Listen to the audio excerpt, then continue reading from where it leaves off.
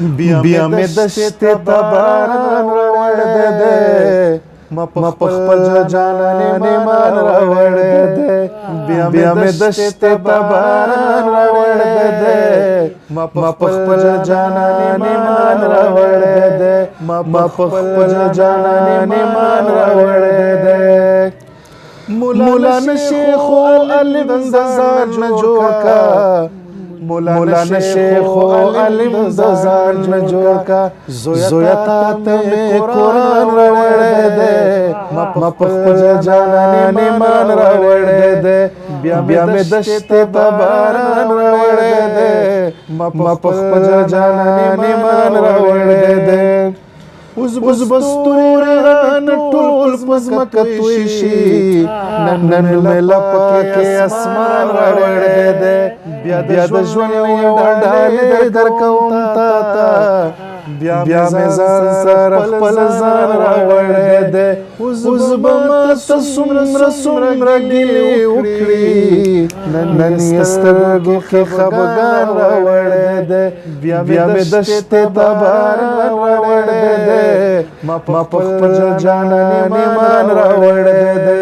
تاج صاحب وایي جنۍ روغ منګی راوړی د ګودر نه خو د زنې خالې وران راوړی دی ډېره مننه همونه ملګرو نیکې هیلې او احترامات مې ومنئ عبدالله ظهیر صاحب نو ښه راغلاس ورته وایم د شرګړ په خاوره باندې او ډېره مننه کوم ظهیر صاحب ډېره زیاته مننه تاسو راغلی دلته کې دا سیمه تاسو ته څنګه ولګېده بره سوات ته تللي وئ خلک درته څنګه ولګېده ډېره مننه تاج صاحب یقینا چې شرګړ هم ښایسته دی سوات هم ښایسته دی خو د دې ټولو ځایونو نه بهتر ډېر ښایسته دی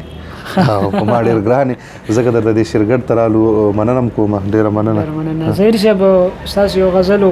یا د پښتنو قاتله ووایه قبر ته ماران درځي که نه درځي ملګري به دې خوندونه واخلي موږ بیا هم واورو طرز خو زوړ دی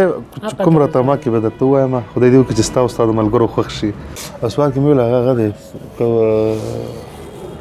زویه تا ته مې قرآن راوړی دا بیا هغه ووایم که نه هغه که نه ما یې ته غلط شولې نه دا هم دی که نه نو دا به څه چل کوو دا به شعرونه ووایم ما به درته ترنم وکړو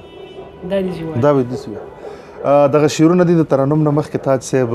تاسو اورېدلي هم دي بیا به یې درته ووایو چې ما پسې ارمان درځي که نه درځي ما پسې ارمان درځي که نه درځي څه ناڅه خفګان درځي که نه درځي او یو استاذه حال د وطن څنګه دی یو استاذه حال د وطن څنګه دی سکول ته ماشومان درځي که نه درځي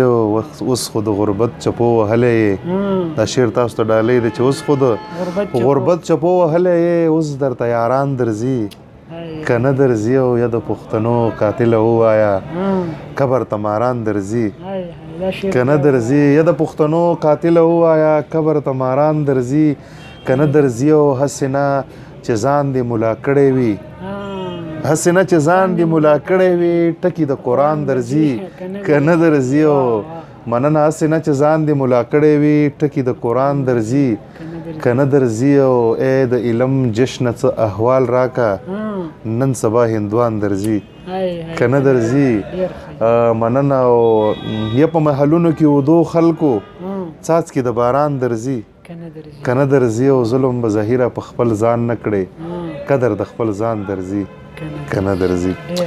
مننه تاج صاحب ستاسو د ترنم غوښتنه کړې وه کوشش به وکړو بیا مې دشتې ته باران راوړی دی ما په خپل جانان ایمان راوړی دی